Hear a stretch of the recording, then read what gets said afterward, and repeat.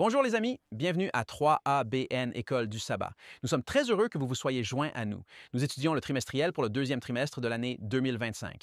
Il s'intitule Illusion, image, symbole. Comment étudier la prophétie biblique? Nous avons enfin bien compris après toutes ces leçons. Nous sommes à la leçon numéro 12 et nous voulons vous encourager à obtenir votre propre exemplaire du trimestriel en allant sur 3abnsabbathschoolpanel.com. C'est 3 abréviations sabbathschoolpanel.com. Ne partez pas, nous revenons tout de suite.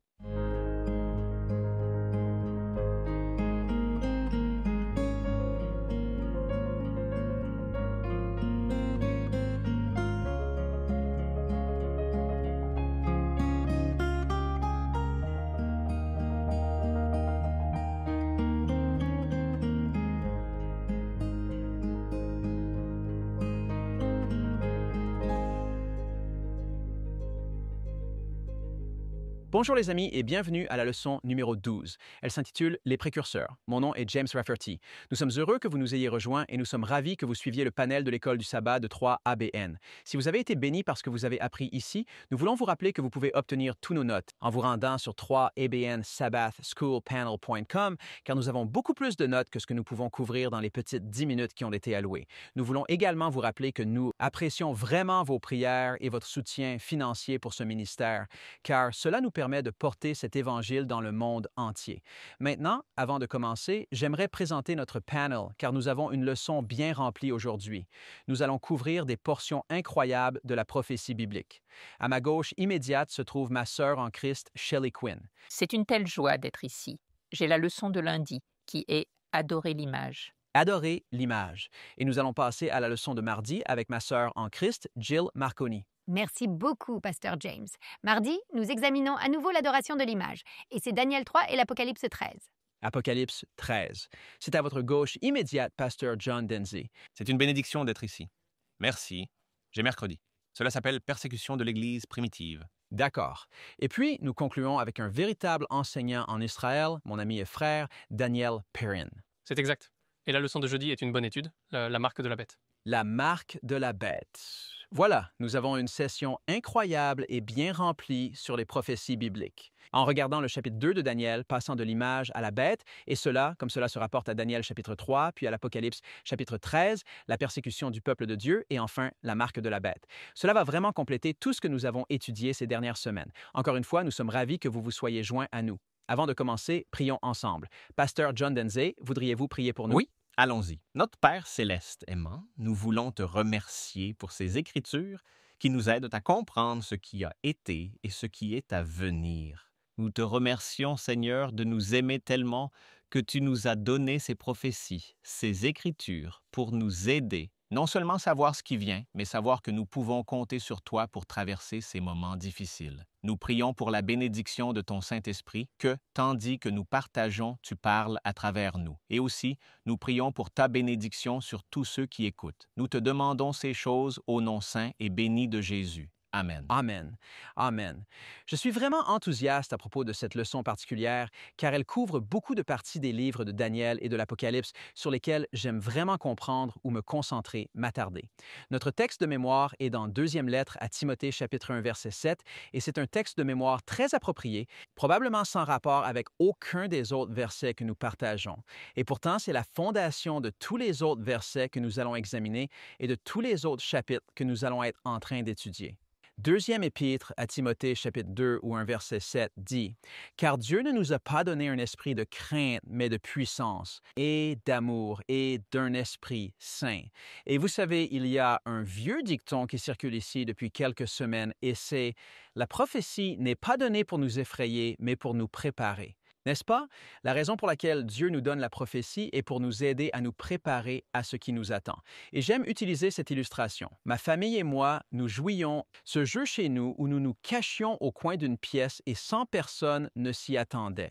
Un membre de la famille passait dans le couloir ou autre, et là, un membre de la famille surgissait en criant « Bouh » et « Oh, tu m'as fait peur ».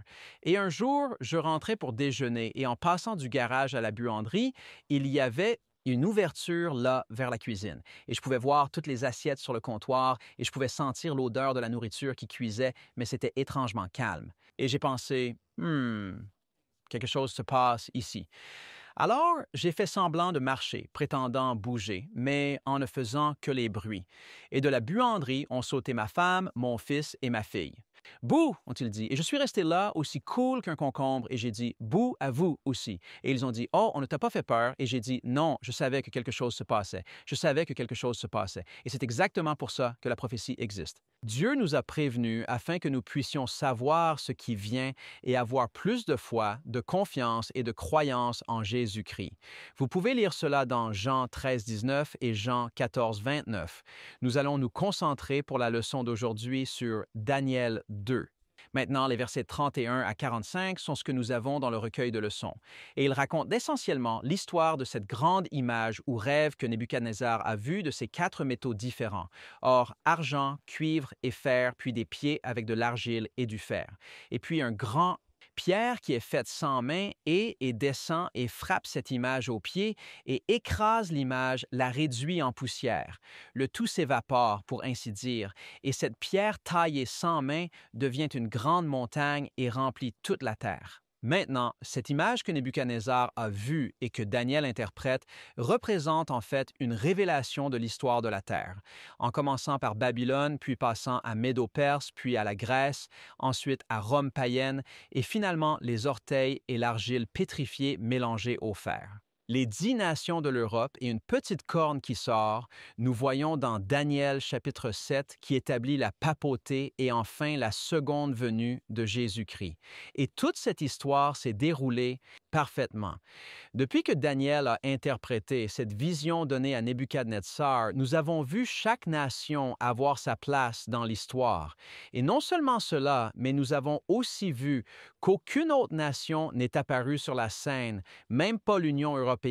Le Brexit confirme cette prophétie en n'autorisant aucune autre nation à gouverner le monde comme ces 4 nations l'ont fait jusqu'à la seconde venue de Jésus-Christ. Donc nous savons que nous sommes dans les ongles, pour ainsi dire. Nous savons que nous sommes à la toute fin de la prophétie. Mais l'une des choses que j'aime mettre en évidence dans le contexte du chapitre 2 de Daniel est l'expérience de Daniel, car Dieu ne nous a pas donné un esprit de peur, mais de puissance et d'amour et d'un esprit saint. Vous savez, quand vous regardez Daniel, vous pensez à son expérience en tant que jeune homme, disons juste en tant que jeune chrétien. Il était hébreu, mais l'appliquant à nous aujourd'hui, faisant une allusion à nous aujourd'hui, regardant l'expérience que nous avons, c'est un jeune homme, probablement un adolescent, et il a été informé par ses parents que le prophète Ésaïe a prédit, et Jérémie, le prophète vivant actuel, prédit que le peuple de Dieu va être emmené à Babylone, en captivité. Maintenant, pourquoi cela va-t-il se produire? Principalement parce qu'ils ont perdu le plan que Dieu a donné, n'est-ce pas? Ils ont perdu la vision que Dieu leur avait donnée, et cette vision était qu'ils seraient une lumière pour les nations. Donc, ils se sont un peu refermés sur eux-mêmes. Ils ont fait tout ce qu'ils pouvaient pour prospérer et se protéger des invasions d'autres nations avec lesquelles ils sont en désaccord sur le plan religieux. Et culturellement, ils utilisent leur sagesse fabriquée par l'homme pour essayer de se protéger et ne pas faire confiance à Dieu. Maintenant, s'ils avaient fait confiance à Dieu, ils ne se seraient pas enfermés et ne se seraient pas compromis avec les nations. Ils auraient été une lumière pour le monde. Et donc, ce que Dieu fait, c'est qu'il prend quelques-uns, une poignée d'entre eux qui lui sont encore fidèles, Daniel et ses 3 amis, et il les amène dans un cours que nous pourrions intituler, un cours de formation que nous pourrions intituler Évangéliste captif. L'évangélisation, n'est-ce pas? C'est le cours d'évangélisation captive. Vous allez être captif. Et ce qui va se passer, c'est que vous allez être séparé de votre nation, votre confession. Vous allez être séparé de votre famille et de vos amis. Vous allez être séparé de tout le monde. Plus personne ne va vous aimer ou vous apprécier parce que vous allez être dans un pays étranger. Vous allez être fait eunuque. Vous n'allez pas avoir de femme. Vous n'allez pas avoir d'enfants. Vous n'aurez pas d'autre avenir que de servir ce pouvoir. Mais je vais travailler à travers tout cela et je vais apporter la vérité aux nations. Pas seulement à Babylone, je vais apporter la vérité aux nations. Et Daniel et ses amis pensent probablement, eh bien, ils ne le font pas, ils pensent probablement, eh bien, comment cela va-t-il jamais arriver? Genre, comment cela peut-il arriver, n'est-ce pas? C'est accablant, mais ils font confiance à Dieu. Et à mesure qu'ils entrent dans cette nouvelle position, alors que Dieu permet à son peuple d'être capturé et qu'ils pensent à tout ce que Dieu leur a dit, qu'ils vont être eunuques et qu'ils vont être témoins, etc., ils se préparent en prenant position sur le message de santé. Ils décident qu'ils ne mangeront que des légumes secs et ne boiront que de l'eau. Quand tout le monde mange et boit ce qu'il veut, ils restent fidèles à Dieu. ils se mettent dans leur cœur à faire cela. Et ensuite, Nebuchadnezzar envoie ses hommes frapper à la porte de Daniel et à celle des 3 autres pour leur dire qu'ils vont être tués. Maintenant, la raison pour laquelle ils vont être tués est que Nebuchadnezzar a fait un rêve qu'il ne peut pas interpréter. Et ces sages non plus. Ils ne peuvent pas se souvenir. Ils ne comprennent aucune façon d'interpréter un rêve que le roi ne peut pas se souvenir. Et donc Daniel et ses amis, qui ont été formés pour être des sages, sont inclus avec les sages, n'est-ce pas? Et parce qu'ils sont inclus parmi les sages, le décret a été émis, les sages vont être tués. Et donc Daniel et ses amis vont être tués. Et alors Daniel fait quelque chose de vraiment intéressant. Au lieu de discuter avec ce garde, au lieu de dire « Eh bien, attendez une minute, nous ne faisons même pas encore partie des sages et ce n'est pas juste. Et pourquoi nous incluez-vous et pourquoi cela nous arrive-t-il? » Au lieu de faire cela, Daniel dit « Qu'est-ce qui trouble le roi? Qu'est-ce que peut-être il y a quelque chose que je peux faire pour aider le roi? Maintenant, pensez-y, parce que cela demande beaucoup d'altruisme. Il faut l'amour de Dieu dans nos cœurs pour penser à quelqu'un qui veut vous tuer et penser à comment vous pouvez l'aider même s'il veut vous faire du mal. Qu'est-ce qui trouble le roi? » Et donc Daniel découvre et il dit « Eh bien, vous savez, je pense que mon Dieu pourrait aider. Maintenant, je n'ai aucune idée de ce qu'était le rêve et je n'ai aucune idée si je pourrais l'interpréter, mais je pense que mon Dieu peut aider. Donc, si vous pouviez me donner un peu de temps, j'aimerais aller prier avec mes amis. Vous savez, la prière est puissante. La prière est puissante. Ce que nous trouvons ici, c'est que la prière est la fondation de la prophétie biblique dans Daniel chapitre 2. C'est la fondation. Et je sais que la raison pour laquelle je suis chrétien, un chrétien adventiste du 7e jour croyant, c'est parce que des gens priaient pour moi. La prière est puissante et quand tout le reste échoue, nous devons prier pour les gens, prier ardemment pour les gens. Pas seulement, eh bien, tout ce que nous pouvons faire, c'est prier, mais vraiment entrer dans cette rencontre avec Dieu et croire qu'il va répondre à ses prières. Et il le fait, il répond à ses prières. Il donne Daniel une compréhension. C'est intéressant parce que quand Daniel entre dans la session de prière, Daniel dit en fait, il dit, nous devons prendre le temps. Daniel, il est dit ici dans Daniel chapitre 8, 2, chapitre verset 8, chapitre 2, verset 18, qu'il désirerait les miséricordes du Dieu dans le ciel concernant ce secret, afin que Daniel et ses compagnons ne périssent pas avec le reste des sages de Babylone. Il entre dans la réunion de prière en pensant à comment ils peuvent prier et ainsi être préservés pendant que le reste des sages meurt. Quand il sort de la réunion de prière, la première chose qu'il dit, Daniel alla vers Arioch, verset 24, que le roi avait ordonné de détruire les sages de Babylone, et il alla et lui dit ainsi, « Ne détruisez pas les sages de Babylone. » Il entre en pensant, « Comment puis-je me préserver, moi et mes amis? » Il en sort en pensant, « Comment puis-je préserver tous les sages de Babylone? » La prière nous rend encore plus tournés vers les autres que nous ne pourrions l'être lorsque nous rencontrons Dieu dans la prière. En d'autres termes, c'est à travers la prière, c'est à travers une connexion profonde et sincère avec Dieu dans la prière que nos cœurs sont transformés, que l'égoïsme est éliminé et que l'attention aux autres est introduite. Et c'est dans cette expérience que Daniel se prépare pour son avenir. Son expérience avec Dieu le pousse à être tourné vers les autres dans sa manière de se lier, non seulement à Nabuchodonosor, mais à tous les sages de Babylone. Et c'est ce que Dieu veut faire pour nous alors que nous nous préparons pour ces derniers jours.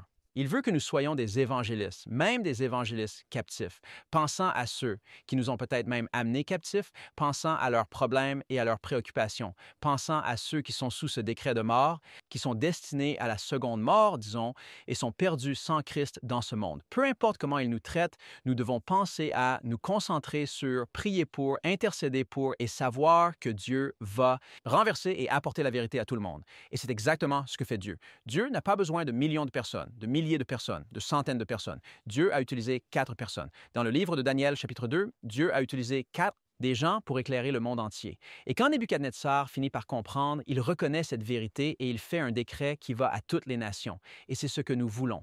Nous voulons être tellement connectés avec Dieu que Dieu peut nous utiliser pour atteindre le monde entier. Et il peut le faire alors que nous nous connectons avec lui personnellement et en privé dans la prière et alors que nous laissons son cœur nous remplir de cette concentration centrée sur les autres. Amen, amen. Merci pour ces fondations, James. Je m'appelle Shelley Quinn. J'ai la leçon de lundi « Adorer la bête » et je dois revenir en arrière juste pour m'assurer que vous comprenez. Dans Daniel 2, au verset 32, la vision ou le rêve du roi était celui d'une statue avec cette tête d'or, et la poitrine d'argent et les bras d'argent, et son ventre et ses cuisses étaient de bronze, et ensuite cela descendait vers le fer et l'argile. Mais ce que Daniel lui dit, c'est « Tu es la tête d'or et chacun des royaumes successifs, explique-t-il, il y aura d'autres royaumes qui te remplaceront. » Eh bien, c'est intéressant. Daniel, chapitre 2, versets 46 à 49, le roi Nebuchadnezzar est simplement impressionné par Daniel. Il tomba sur son visage prostré devant Daniel et dit « Oh, vraiment, ton Dieu est le Dieu des dieux, le Seigneur des rois, le révélateur des secrets. Depuis que tu as pu révéler ce secret, parce que pendant qu'il le raconte, le roi dit « Oui, c'est ce que j'ai rêvé. Oh, c'est l'interprétation, mais c'est intéressant. » Actuellement, Nabuchodonosor ne considère pas le Dieu de Daniel comme le Dieu créateur, le seul Dieu. Il le voit comme l'un des dieux du Panthéon. Maintenant, le roi promeut Daniel en tant que dirigeant de Babylone, administrateur en chef des sages de Babylone, et à la demande de Daniel, le roi promeut Shadrach, Meshach et Abednego en tant qu'administrateur des affaires à Babylone. Donc, combien de temps cette admiration, cette belle loyauté que le roi leur montre, combien de temps cela a-t-il duré? Regardez le chapitre 3 de Daniel. Nous allons y aller et permettez-moi de juste récapituler rapidement pour vous dans Daniel 3, versets 1 à 2.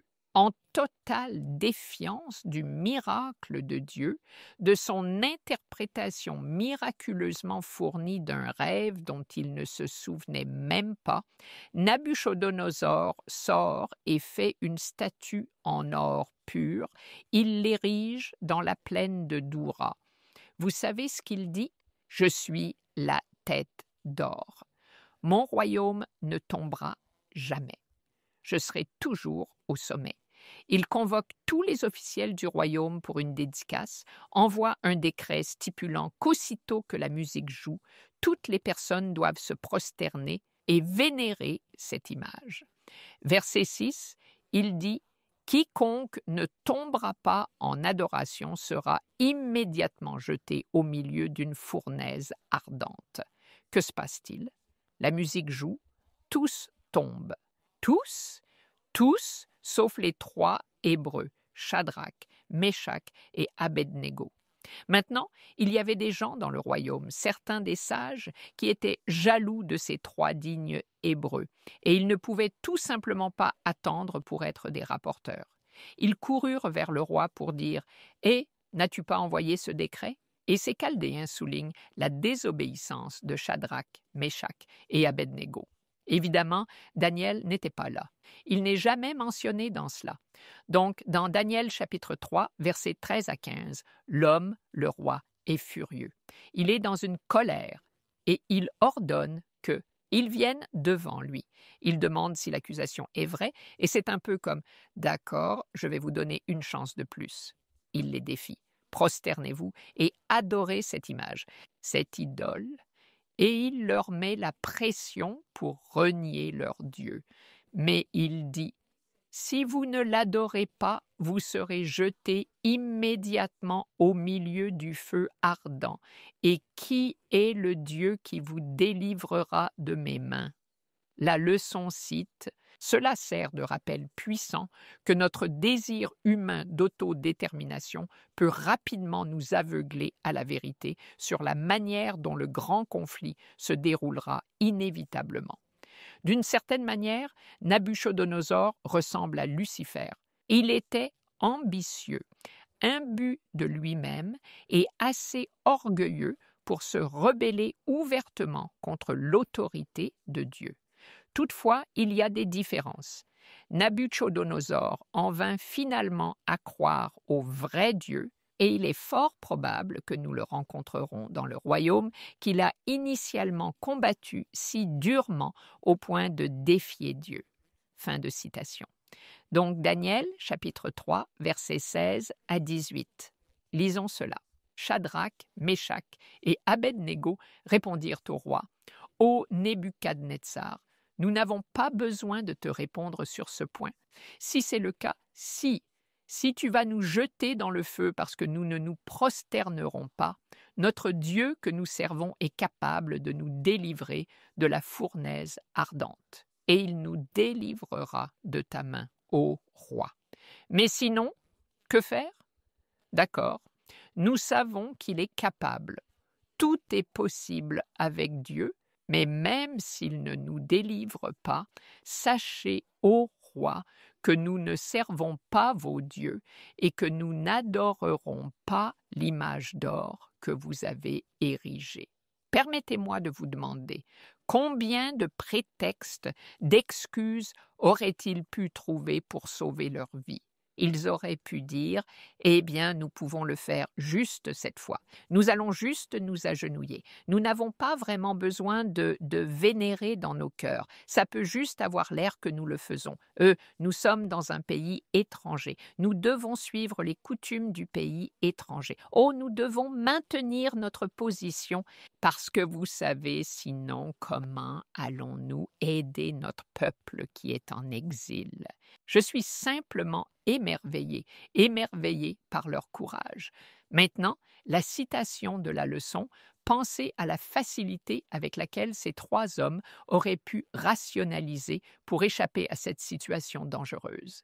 Après tout, n'étaient-ils pas des fanatiques prêts à être brûlés vifs pour avoir simplement refusé de se prosterner? N'auraient-ils pas pu faire semblant en se baissant pour lasser leurs chaussures tout en priant leur propre Dieu? Cela valait-il vraiment la peine face à ce qu'ils enduraient? Valait-il vraiment la peine de faire face à ce qu'ils allaient endurer? Apparemment, ils pensaient que cela valait la peine, même si leurs paroles montraient qu'ils savaient qu'ils pourraient ne pas s'en sortir vivants. Fin de citation. Luc chapitre 16, verset 10.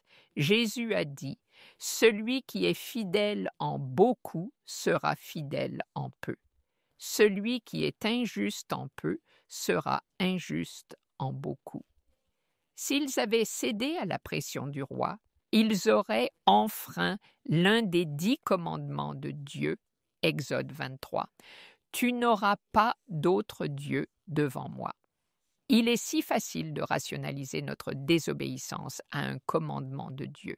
Pourquoi mourrions-nous pour garder un commandement? C'est facile, mais c'est dangereux. Tout d'abord, quand vous enfreignez un commandement, vous ruinez votre témoignage. Ensuite, vous sortez un peu, vous dépassez les limites de l'amour protecteur de Dieu. Nous devons adopter la même détermination que les 3 Hébreux fidèles et rester fidèles à Dieu jusqu'à la fin, peu importe s'il intervient ou non pour nous sauver dans une situation immédiate. Ainsi, Daniel chapitre 3, versets 21 à 24, les hommes sont liés. Ils sont jetés au milieu du feu ardent. Il s'agit d'une fournaise qui a été chauffée à une température si élevée que les flammes et les étincelles du feu ont tué les hommes qui les ont emmenés au sommet du four pour les jeter dedans. Et donc, ce qui se passe, ils sont dans la fournaise ardente, Nabuchodonosor regarde et il dit « Quoi? N'avons-nous pas jeté 3 hommes dans le feu? » Et puis il dit dans Daniel 3, 25 « Je vois 4 hommes libres, nous les avons jetés là-dedans attachés. » Et il y a 4 hommes libres marchant au milieu du feu, et ils ne sont pas blessés. Et l'apparence du 4e est comme celle d'un fils de Dieu. Je crois personnellement qu'il s'agit d'une apparition pré-incarnée de Jésus-Christ. Il accompagnait ses fidèles, des adeptes pendant une période de grande épreuve, et il fera cela pour nous. Je veux conclure avec cette écriture car Jill va reprendre à partir de cela et vous emmener à Révélation 13. 1 Pierre 4, 12 à 13. Écriture très puissante. Beaucoup d'entre nous traversent beaucoup de choses. Nous en avons parlé entre les programmes. Le diable sait que son temps est compté. Il y a beaucoup d'épreuves et de tribulations dans le monde en ce moment. Première lettre de Pierre 4, versets 12 à 13, dit « Bien-aimés, ne trouvez pas étrange d'être en butte à l'épreuve de feu qui vous est destinée, comme s'il vous arrivait quelque chose d'inattendu. Mais réjouissez-vous dans la mesure où vous participez aux souffrances du Christ, afin que lors de la révélation de sa gloire, vous puissiez aussi être dans l'allégresse avec une joie inexprimable. » Amen, amen. Merci, Shelley. C'était une leçon puissante. Nous allons faire une pause pour un moment mission, mais ne partez pas car nous serons de retour. Bonjour, je suis Greg Morricone. Je suis très content que vous vous joigniez à moi pour le 3ABN Mission Moment. La semaine dernière, je vous ai présenté Dean et Hilda, un couple de Louisiane qui profite de la soi-disant belle vie et qui s'est impliqué dans la scène de la boisson et des fêtes associées au Mardi Gras. Mais Dieu essayait d'attirer leur attention et il a utilisé des événements météorologiques inhabituels pour y parvenir. D'abord, Lake Charles, où ils vivaient, a été frappé par l'ouragan Laura et ses vents de 160 miles par heure. Puis, une semaine plus tard, ils ont été frappés par une tempête tropicale et une marée de 9 pieds. Un mois plus tard, l'ouragan Delta est arrivé avec des vents de 140 miles par heure, suivis de températures glaciales records. Et peu de temps après, 43 cm de pluie sont tombés sur Lake Charles en une période de 24 heures, suivie par une tornade.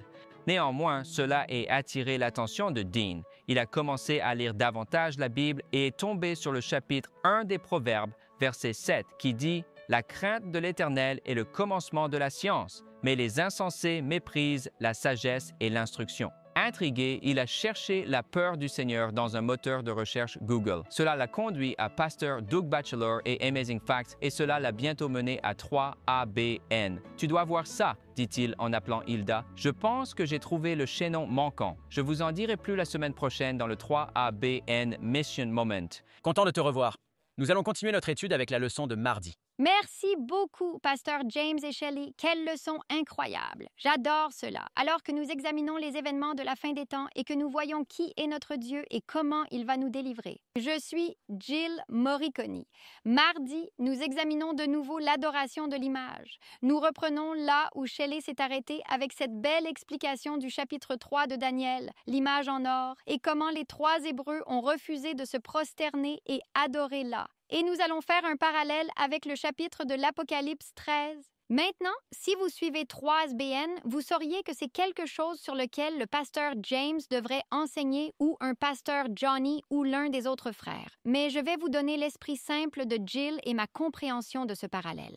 Alors, allons-y. Nous avons 7 parallèles entre Daniel 3 et Révélation 13 et cette question d'adoration. Premièrement, les deux présentent une image. Shelley en a parlé dans le livre de Daniel, chapitre 3. Daniel, chapitre 3, verset 1, il y avait l'image d'or qui était érigée là, sur la plaine de Dura. Il y a une image dans le livre de l'Apocalypse, chapitre 13. Et regardons cela. Nous avons, comme vous le savez, 3 entités, 3 acteurs dans le drame de la fin des temps. Nous avons Satan, le dragon. Ensuite, nous avons 2 bêtes qui apparaissent dans l'Apocalypse, chapitre 13.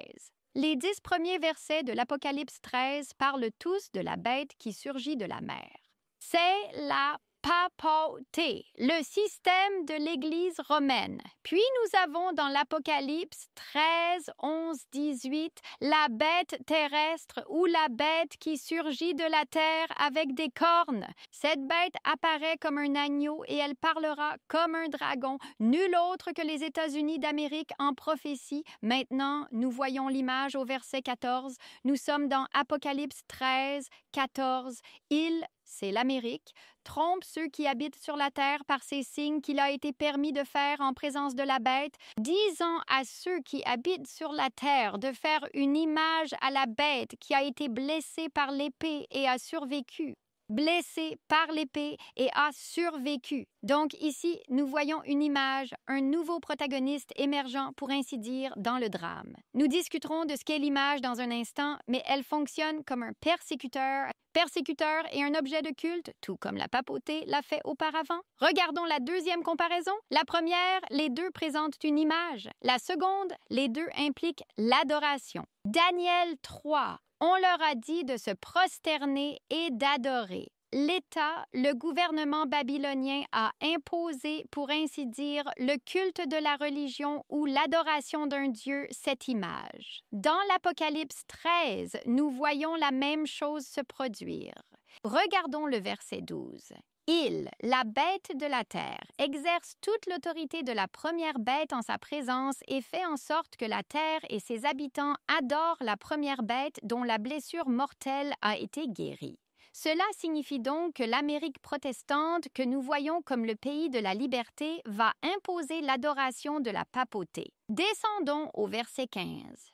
Il, c'est encore une fois l'Amérique protestante, a reçu le pouvoir de donner souffle à l'image ou vie à l'image de la bête pour que l'image de la bête parle et fasse en sorte que tous ceux qui ne voudraient pas adorer l'image de la bête soient tués.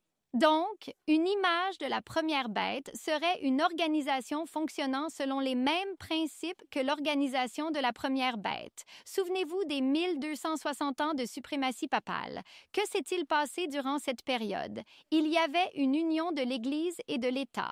Le gouvernement, l'État, imposait l'adoration du système de croyance apostate de l'Église. Et les dissidents, les personnes qui n'y croyaient pas, étaient persécutées. En ces temps de la fin, les derniers jours de l'histoire de la Terre, l'Amérique protestante reniera ses croyances de liberté. Liberté de religion, les droits du premier amendement que nous pouvons prendre pour acquis, liberté d'expression, liberté de religion, liberté de la presse. Et presse! Elle commencera à parler comme un dragon. Cela signifie que l'Amérique répudiera les principes sur lesquels notre gouvernement a été fondé. L'Amérique, l'État, s'unira au protestantisme apostate et ensemble, ils imposeront le culte de la papauté. L'adoration du système de l'Église romaine est l'union de l'État, le système politique avec le système religieux. Donc les deux, si nous regardons les parallèles, présentent une image. Les deux impliquent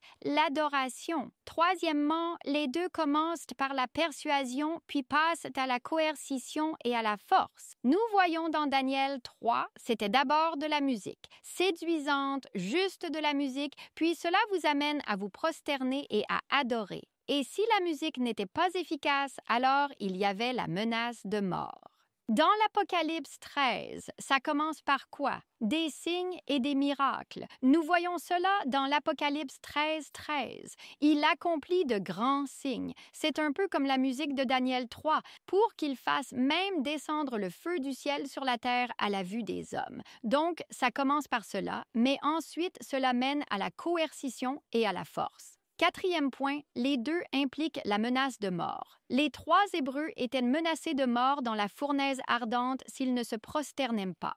À la fin des temps, nous serons menacés de mort. Numéro 5, les deux impliquent le feu. Daniel 3, il y avait un feu, n'est-ce pas? La fournaise a été chauffée 7 fois plus. Et Apocalypse 13, nous avons du feu qui descend du ciel sur la terre à la vue des hommes. Numéro 6, les deux impliquent un choix. J'adore ça. Et le choix entre adorer le Dieu créateur et adorer le système de la bête dans Daniel 3, il pouvait s'incliner et adorer l'image, une idole qui ne pouvait ni voir, ni entendre, ni parler, ou il pouvait adorer le Dieu créateur qui a fait les cieux et la terre.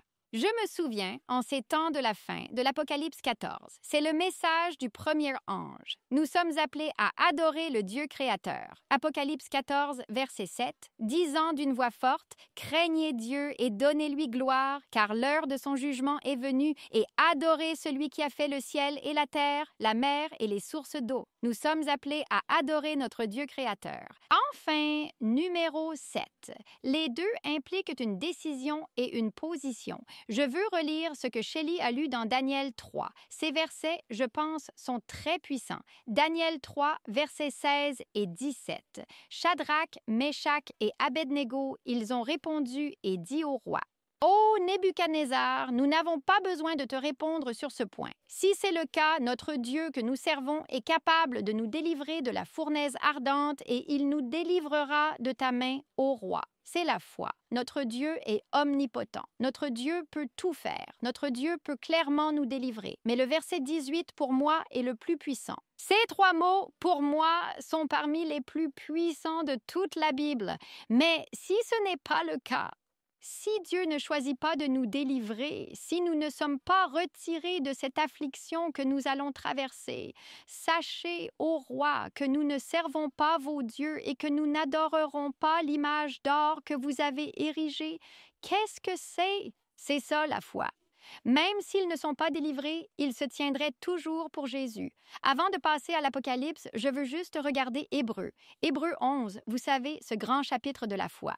Et si vous regardez Hébreux chapitre 11, versets 32-33, il parle de tous ces géants de la foi dans l'Ancien Testament. Barak, Samson et David, et par la foi, qu'ont-ils fait? Ils ont vaincu des royaumes, exercé la justice, obtenu des promesses, fermé la gueule des lions, éteint la violence du feu, échappé aux tranchants de l'épée. Alors vous pensez, waouh, regardez, vous avez foi et Dieu va vous protéger. Vous avez foi en Dieu qui va vous délivrer. Vous avez foi et voyez ce que Dieu fait. Mais regardez le verset 35. Des femmes reçoivent leur mort en vie à nouveau. Waouh, vous de foi, allez voir la résurrection des morts. D'autres ont été torturés, n'acceptant pas la délivrance, afin qu'ils puissent obtenir une meilleure résurrection. D'autres ont subi des épreuves de moquerie et de flagellation, de chaînes et d'emprisonnement. Ils ont été lapidés, sciés en deux, tentés de tuer avec une épée. Vous savez ce que cela signifie? Mais si ce n'est pas le cas, nous avons foi que ce soit par une délivrance immédiate de l'épreuve ou à la deuxième venue de Christ, je servirai Jésus quoi qu'il arrive. Et nous voyons dans les derniers jours, Apocalypse chapitre 20, verset 4, « Les gens donneront leur vie pour défendre la vérité. J'ai vu les âmes de ceux qui ont été décapités pour leur témoignage à Jésus et la parole de Dieu, qui n'avaient pas adoré la bête ou l'image. » Ce sont des gens qui tiennent bon à la fin des temps. Quand ce pouvoir religieux et étatique persécute, ils resteront debout. Ils n'ont pas reçu la marque sur leur front ou sur leurs mains, et que leur arrive-t-il? Ils ont vécu et régné avec le Christ pendant 1000 ans. Donc, quoi qu'il arrive, Dieu sera victorieux et nous pourrons passer l'éternité avec lui. Amen. Amen. Louez Dieu. Quelle bénédiction d'entendre chacun de vous. Et maintenant, nous passons à la partie de mercredi de la leçon, et le titre est « Persécution de l'Église primitive ». Persécution de l'Église primitive. Maintenant, nous voyons une certaine persécution dans l'Ancien Testament. Et maintenant, nous voyons aussi la persécution dans le Nouveau Testament. C'est intéressant que lorsque l'Évangile a commencé à être prêché quand la Pentecôte est venue et qu'ils étaient sous l'influence du Saint-Esprit, ils prêchaient puissamment le message de l'Évangile, d'abord parmi les Juifs, puis parmi les gentils. Maintenant, quand les Romains ont vu les chrétiens, ils pensaient que c'était juste une autre secte parmi les Juifs, mais ces chrétiens ne restaient pas uniquement dans leur propre groupe. Ils prêchaient aussi aux gentils. Donc, nous voyons dans le livre des Actes que les peuples d'Israël, les Juifs ont persécuté les chrétiens, mais finalement, nous constatons que les Romains ont commencé à persécuter les chrétiens également, mais nous avons certaines histoires dans la Bible qui nous aident à comprendre, et la leçon met cela en évidence, et j'aimerais d'abord lire une citation de la leçon. Et il est dit ici, « Les puissances de la terre et de l'enfer s'opposent à Christ dans le personne, un de ses disciples. Le paganisme prévoyait que si l'Évangile triomphait, ses temples et autels seraient balayés. Par conséquent, elle a rassemblé ses forces pour détruire le christianisme. Les feux des persécutions ont été allumés. » Et la leçon cite en fait le livre « La tragédie des siècles », page 39. Donc, une certaine persécution est particulièrement observée avec Saul, qui est finalement devenu Paul. Le pouvoir de l'Évangile est même capable de convaincre les individus les plus endurcis. Mais si ceux qui persistent à suivre ce que le diable a, vous savez qu'il y a des gens qui persécutent, ils sont trompés. Ils sont trompés et croient qu'ils rendent service à Dieu. La même chose va se produire à la fin des temps. Il y a un christianisme apostate. Ils vont penser qu'ils rendent service à Dieu et ils vont persécuter les vrais disciples de Dieu, comme il est écrit là dans l'Apocalypse chapitre 12, verset 17. Et le pasteur James a mentionné l'importance de la prière, et nous allons souligner cela en continuant ici. Actes, chapitre 12 est l'histoire qui nous est présentée dans la leçon. Commençant au verset 1. C'est une histoire à propos de Pierre à cette époque-là. Le roi Hérode a tendu la main pour harceler certains membres de l'Église. Cela semblait être juste. « Oh, je n'ai rien à faire, je pense que je vais harceler l'Église. » Ils ne représentaient pas une menace pour l'Empire romain. C'étaient des gens pacifiques. Ils se contentaient de diffuser l'Évangile. Remarquez le verset 2. « Puis il a tué Jacques, le frère de Jean, avec l'épée. Et, parce qu'il vit que cela plaisait aux Juifs, il alla plus loin pour capturer aussi Pierre. Or, c'était pendant les jours des pains sans levain. Donc, lorsqu'il l'eut arrêté, il le mit en prison. Autrement dit, il ne l'a pas tué tout de suite. Il voulait l'applaudissement des gens, donc il attendait. Et il était en prison, et il est dit ici, il le livra à 4 escouades de soldats pour le garder avec l'intention de le présenter devant le peuple après la Pâque. Alors, ces 4 escouades, elles étaient 4 par escouade, donc c'était environ 16 soldats pour un homme, Pierre. Donc, et bien sûr, regardons le verset 5 pour voir ce qui s'est passé là. Très intéressant. Pierre était donc gardé en prison, mais une prière constante était adressée à Dieu pour lui par l'Église. Très important. Prière constante. Ce n'était pas seulement une prière une fois par jour. Il priait constamment, priant et priant pour que Dieu aide et délivre Pierre. Maintenant, c'est intéressant ce qui se passe ensuite, comme nous le verrons dans un instant, et je veux juste m'arrêter et dire un moment que la prière est importante. Et nous devons prier plus que nous ne le faisons. Le chrétien moyen prie pour son petit déjeuner, prie pour son déjeuner et prie pour son dîner. Et puis, je dois aller dormir. Ô Seigneur, une ultime prière, mais nous devons prier toute la journée. Et je loue le Seigneur de voir plus d'églises passer du temps en prière. Avoir une journée de prière réelle où il demande à tout le monde de se joindre, prier ensemble. Oh, le service de prière du mercredi soir, oh, il souffre en ce moment. Il y a des églises où, je ne sais pas, la fréquentation à ces réunions de prière a baissé. Ça a augmenté pendant la période où les tours jumelles ont été attaquées. Les gens se sont réveillés à un intérêt pour les choses religieuses. Les chrétiens ont rempli les églises pendant un moment, et puis encore une fois, il semble que les gens ont été bercés pour s'endormir. Mais louez le Seigneur que certains se réveillent et malheureusement, nous voyons aussi beaucoup de gens rester à la maison parce que nous pouvons le regarder en ligne. Ce n'est pas la même chose. Nous vous encourageons à aller à l'Église si vous le pouvez. Maintenant, continuons avec la leçon. Actes chapitre 12, verset 6, nous continuons. Et la nuit où Hérode allait le faire sortir, Pierre dormait. Maintenant, Pierre dormait à un autre moment lorsque Jésus était dans le jardin de Gethsémani, à un moment où il ne devrait pas dormir, mais cette fois, c'était le moment de se reposer, donc c'était un bon moment pour dormir. Maintenant, c'est intéressant la façon dont il dormait. Il a dit « attaché avec 2 chaînes entre 2 soldats, et les gardes devant la porte gardèrent la prison là, entre 2 soldats, où il voulait s'assurer qu'il ne s'échapperait pas. Mais il ne savait pas que Pierre avait un merveilleux sauveur, Jésus-Christ. Maintenant, voici le verset 7. Un ange du Seigneur se tenait à ses côtés et une lumière brillait dans la prison. Je ne sais pas pour vous, mais quand il fait sombre et qu'une lumière brille, je me réveille. Mais Pierre dort profondément, dormant paisiblement. Il n'avait pas peur. Il avait confiance dans le Seigneur. Je pense qu'à ce moment-là, nous voyons Pierre confiant. Peu importe ce qui m'arrive, je le fais pour le Seigneur. Je suis d'accord avec cela que je vive ou que je meure. Je suis d'accord avec cela, il devait savoir que Jacques avait été tué et qu'il serait le prochain martyr pour Jésus, et pourtant il dormait paisiblement, et ainsi de suite. Allons-y pour continuer. Il frappa Pierre sur le côté et le releva en disant « Lève-toi rapidement !» Et ses chaînes tombèrent de ses mains. Louez le Seigneur. Les soldats, bien sûr, dormaient toujours. Peut-être que le Seigneur l'a fait ainsi. Verset 8, alors l'ange lui dit, « Ceins-toi et mets tes sandales, et il l'a donc fait, et il lui a dit d'aller, alors il est sorti et l'a suivi. » Il ne savait pas que ce qui avait été fait par l'ange était réel, mais pensait qu'il avait une vision. Une fois qu'ils avaient passé les premiers et deuxièmes postes de garde, ils sont arrivés à la porte en fer menant à la ville qui s'est ouverte d'elle-même. Louez le Seigneur. Et ils sortirent et descendirent une rue, et immédiatement l'ange le quitta. Sa mission était terminée. Pierre savait comment rentrer chez lui ou il savait comment se déplacer dans la ville.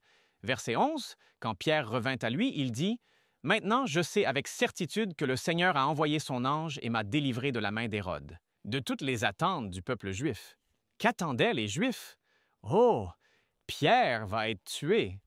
Encore un en moins. Mais non, ce n'était pas le moment de Dieu. Alors Pierre a continué à prêcher. Verset 12. Alors qu'il avait réfléchi à cela, il est venu à la maison de Marie, la mère de Jean, dont le surnom était Marc, où beaucoup étaient réunis pour prier. Pierre dormait, mais le peuple de Dieu priait. Et alors que Pierre frappait à la porte de la grille, une fille nommée Rhoda. Elle est venue répondre, et quand elle a reconnu la voix de Peter à cause de sa joie, elle n'a pas ouvert la porte, mais a couru et annoncé que Peter se tenait devant la porte. Mais ils lui ont dit qu'elle était folle, pourtant elle a continué à insister que c'était le cas. Alors, ils ont dit que ça devait être son ange. Ah, ça doit être son ange. Et Pierre continua de frapper. Et quand ils ont ouvert la porte et l'ont vu, ils étaient étonnés. Pourquoi étaient-ils étonnés? Ils priaient pour sa libération et le voilà, les prières sont exaucées. Rhodas vient et leur dit « Pierre, Pierre est à la porte. Sérieusement, tu dois plaisanter. Tu dois être hors de toi, mais il est écrit que la porte était ouverte et il est écrit, verset 17. Mais, leur faisant signe de la main, il leur a déclaré comment le Seigneur l'avait fait sortir de prison et il a dit « Allez dire ces choses à Jacques et aux frères. » Et il est parti pour aller ailleurs. Louez le Seigneur! Pierre a été délivré. Avec le temps, nous verrons des délivrances comme celle-ci. Comment le Seigneur délivrera son peuple, mais comme le dit la leçon. Certains seront enterrés, certains seront martyrs pour Jésus, mais vous savez qu'ils le feraient à volontiers. Ils le feraient joyeusement parce qu'ils savent qu'ils le font pour le Seigneur et pour faire avancer l'Évangile. Amen. Merci à chacun. Ce sont des expressions très utiles de ce que dit l'Écriture, et je sais qu'elles vous ont aussi été utiles. Je m'appelle Daniel Perrine avec la leçon de jeudi qui s'appelle « La marque de la bête ». Vous savez, parfois, nous hésitons à en parler parce que nous pourrions dire « je ne suis pas assez informé, je ne suis pas le pasteur, je ne suis pas le prédicateur », ou nous pourrions dire « je n'ai pas un esprit de confrontation », ce qui est en fait plutôt bien. Certains d'entre nous devraient honnêtement être plus réticents à en parler parce que nous aimons gagner des arguments. Et quand nous gagnons des arguments, nous perdons généralement des gens. Mais nous devons apprendre à parler de cela avec amour parce que c'est un avertissement important que Dieu nous a donné et cela concerne chaque personne vivante. Alors, regardons dans l'Apocalypse chapitre 13. Je vais juste lire les versets 15 à 17 maintenant. Il dit, lui, c'est la bête terrestre dont Jill a parlé. Les États-Unis sont ce qui est représenté ici, ont reçu le pouvoir de donner vie à l'image de la bête afin que l'image de la bête puisse à la fois parler et faire en sorte que tous ceux qui ne l'adoreraient pas, le problème est l'adoration, n'adorent pas l'image de la bête d'être tuée. Il fait que tous, petits et grands, riches et pauvres, libres et esclaves, reçoivent une marque sur leur main droite ou sur leur front et que personne ne puisse acheter ou vendre, sauf celui qui a la marque ou le nom de la bête ou le nombre de son nom. Maintenant, en regardant en arrière dans le temps, il y a plus de 100 ans, à travers des mois d'études et de prières, les premiers croyants adventistes qui avaient leur espoir ancré en Christ et ancré dans les Écritures ont découvert en étudiant que c'était une référence. Ils appliquent les principes bibliques de l'étude de la Bible. C'était une référence au point culminant d'un conflit sur la loyauté envers Dieu qui serait évident dans un mandat imminent d'honorer une contrefaçon du 4e commandement, une contrefaçon du commandement de Dieu, de se souvenir du jour du sabbat du 7e jour, pour la loyauté envers Dieu. Je ne veux pas que vous vous contentiez de croire leurs paroles, et honnêtement, 10 minutes ici ne couvriront pas le sujet de manière adéquate, donc je vous recommanderai plusieurs choses, car nous avons quelques présentations complètes, comme un programme appelé Salvation in Symbols and Signs. Allez regarder cela, où nous avons un ensemble de 3 guides d'études bibliques, 3 ABN, et la leçon numéro 22 s'appelle « La marque d'allégeance », et je vous encourage à aller les lire. Vous obtiendrez une présentation encore plus complète. Et puis, demandez à Dieu et à son Saint-Esprit en vous de vous guider alors que vous appliquez les principes appropriés de comparaison de l'Écriture avec l'Écriture, pas des imaginations ou des suppositions ou des récits fictifs de films ou de livres. Mais certains ont accusé, ou du moins les sceptiques ont commencé à accuser, même au sein de l'Église adventiste du 7e jour, que Dieu n'a pas correctement guidé nos premiers fondateurs. Peut-être que cette interprétation selon laquelle la marque de la bête se réfère à un culte imposé le 1er jour plutôt que le 7e, une imposition de cela, c'était peut-être utile pour eux à leur époque, mais ce n'est pas utile pour nous maintenant. Après tout, ne pouvons-nous pas simplement être unis? Et quelle différence cela fait-il vraiment un jour? Et je veux que vous sachiez que plus nous approchons de la fin, à mesure que la bataille s'intensifie, il y aura de plus en plus de sceptiques et leurs voix deviendront plus fortes, mais il y aura aussi beaucoup de ceux qui, en cherchant dans les Écritures, parviendront à la même lumière que Dieu a révélée sur sa loi et la loyauté envers lui en tant que Créateur. Mais voici le point de la marque de la bête, et ce n'est pas compliqué, ce n'est pas déroutant. Cela se résume à ceci: il faut choisir, il faut faire un choix. Il n'y a pas plusieurs options, il n'y en a que deux, tout comme dans le Jardin d'Éden. Voici la chose. Vous devez prendre position, c'est ce que révèle la marque de la bête. Vous devez prendre position, vous devez vous engager et vous devez risquer votre vie dessus. Et tu ne peux pas simplement dire « Eh bien, le panel de l'école du sabbat m'a dit ceci ». Ça ne suffira pas parce que la marque de la bête mettra en lumière et démontrera par l'action ce que tu crois vraiment et où se trouve réellement ta loyauté. Tu vas montrer, nous allons tous montrer, pas seulement dire ce que nous croyons et avec qui nous sommes. Que vous croyiez que c'est à propos du sabbat ou d'autres choses, c'est vrai. La vérité va se révéler. La vérité va se révéler visiblement d'une manière ou d'une autre. La vérité sur vous, la vérité sur votre cœur va être exposée. C'est ce que la marque est quelque chose que vous pouvez voir. Ce qui est en vous sera en évidence, ce qui est caché à l'intérieur. Et nous avons beaucoup de péchés, chéris cachés, de loyauté et d'orgueil entêté, ainsi qu'un égoïsme profondément enraciné. Et finalement, à travers les événements divinement ordonnés que Dieu a permis de se produire. Vous, levez-vous, coopérez avec Dieu pour éliminer ces péchés, pour éliminer cet égoïsme pécheur, ou ça va sortir. Ça va sortir en étant révélé, mais pour considérer les sceptiques, la marque de la bête pourrait-elle être quelque chose d'autre, autre chose? Pourrait-elle être autre chose que l'attaque contre le 4e commandement, le premier jour de la semaine substitué au 7e jour de la semaine que Dieu a institué dans le Jardin d'Éden à la création? Pourrait-elle être autre chose que cela qui serait ordonné à tous par la seconde bête dans l'Apocalypse chapitre 13? Eh bien, je peux vous dire que tout faux porte les empreintes de la bête.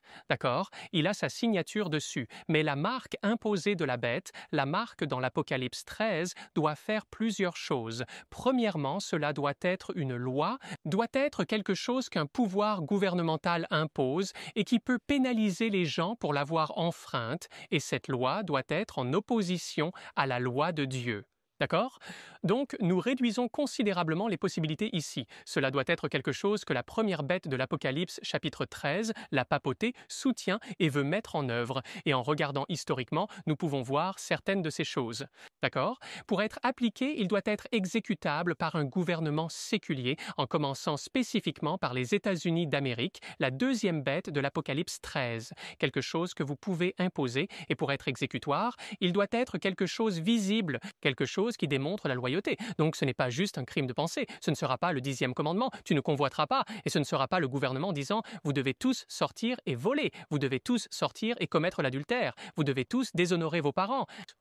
Non, ce doit être un signe facile à reconnaître qui est pour tous et peut être appliqué universellement et mondialement et qui divisera facilement les gens en deux groupes visibles. Et la ligne de démarcation doit porter sur la question de l'adoration. C'est ce que dit Apocalypse chapitre 13, verset 15. « Il fera tuer tous ceux qui n'adoreront pas l'image de la bête. » Et c'est cette imagerie de Daniel chapitre 3 qui émerge.